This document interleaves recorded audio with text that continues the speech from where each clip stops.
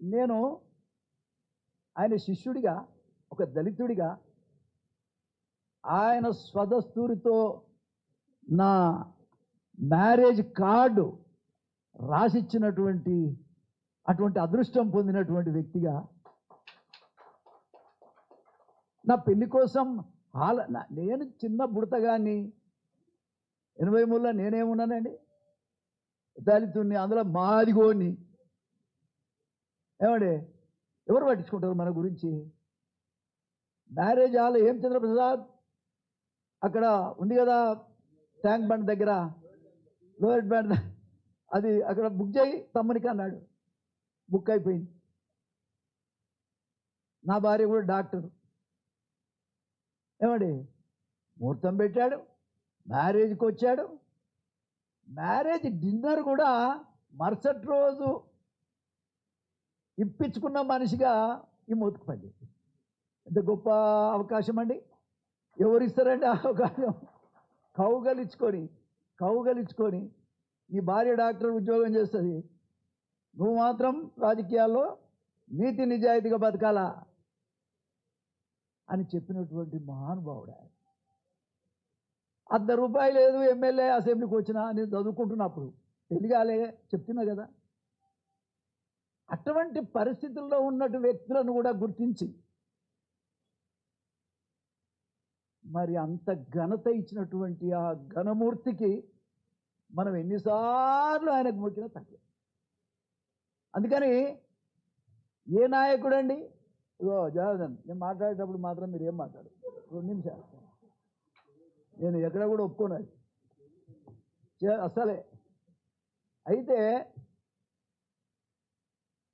నాయకులు ఎన్టీ రామారావు గారి పేరు రోజు తలుచుకోవటం కాదు, కనీసం సంవత్సరానికి ఒక్కసారి ఆ జయంతి నాడు, వర్ధంతి నాడు వచ్చేటోడేమో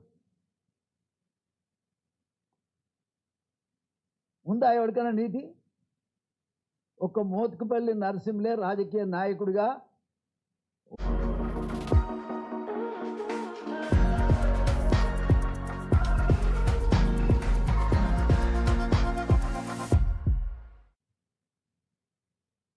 మహానుభావుడు.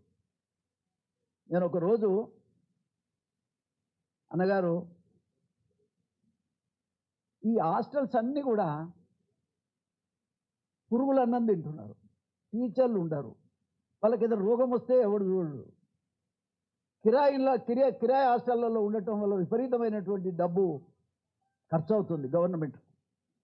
ఈ గురుకుల పాఠశాలలు, రెసిడెన్షియల్ స్కూల్స్ కనుక పెడితే చాలా బాగుంటుంది అన్నగారు. అంటే రాఘవేంద్రరావు గారిని పిలువు.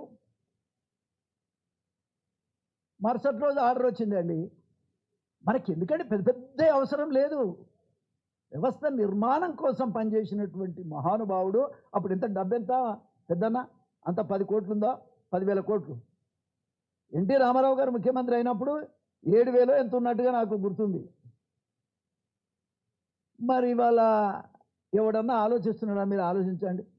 ఎస్సీల గురించి ఆలోచించే, బీసీలకు 20% రిజర్వేషన్లు ఇచ్చే, మహిళలకు 9% రిజర్వేషన్ ఇచ్చే, ఆస్తిలో సమానపరమైన హక్కులు ఇచ్చే, మాండలిక విధానం తీసుకొచ్చే, ప్రతి ఊరుకు మనిషిని ఎమ్మెల్యే అనేవాడు 5 ఏళ్ళకు ఒకసారి కనబడి. ఎన్టీ రామారావు కాలంలోనే కదా గ్రామాలు తిరగాలని ఎమ్మెల్యేలకు ఒక పద్ధతి పెట్టినటువంటి మహనీయుడు.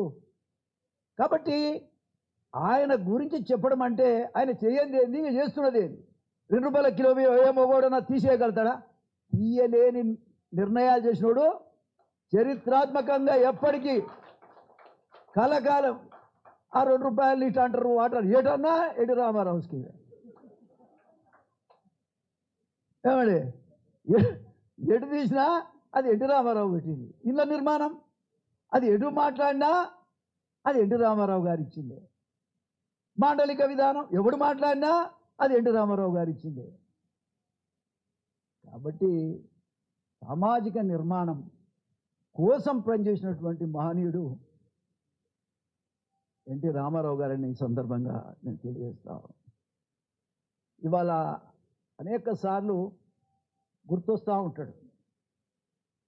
పడుకున్నా లేచినా ఆయన పనులు మనకు గుర్తొస్తూ ఉంటాయి. నేను ఒక్కోసారి అనిపిస్తుంది, నేనేంటి అసెంబ్లీకి రావటం ఏంటి, 6 సార్లు గెలవటం ఏంటి, ఈ వ్యవస్థలో మోత్కుపల్లి నరసింహులు అనే వాడిని ఇంట్రడ్యూస్ చేస్తే ఇవాళ 6 టర్ములు గెలవగలిగిన అదృష్టం ఇచ్చిన ఆ మహానుభావుడికి మరొకసారి కృతజ్ఞత తెలియజేసుకుంటున్నాను. కాబట్టి వ్యవస్థలో నీతి లేదు, రీతి లేదు. ఒక వ్యక్తి టన్నులు సంపాదిస్తున్న వారి మీద యాక్షన్ లేదు. ఒక మంత్రి 10%, 20%, 30% తీసుకుంటున్నా అడిగేటోడు లేదు. అసలు అవినీతే కదా రాజ్యం వెళ్తుంది. నీతి ఎక్కడుందని? అవినీతే కదా. అవునా కదా? సపోర్ట్ కొడితేనేమో ఉన్నట్టు, లేదంటే నేను చెప్పేదే తప్పన్నట్టు. నీతే అవినీతిగా మారింది. నీతి లేని మనిషి. ఇప్పుడు మా తుమ్మలు ఉన్నాడు.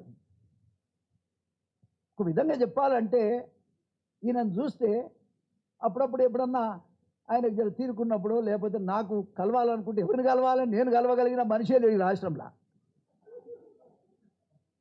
అప్పుడు ఏమయ్యా, ఎన్టీ రామారావు శిష్యుని నేను కలవగలిగే మనిషే ఈ రాష్ట్రంలో లేడు. మధుసూనాచారి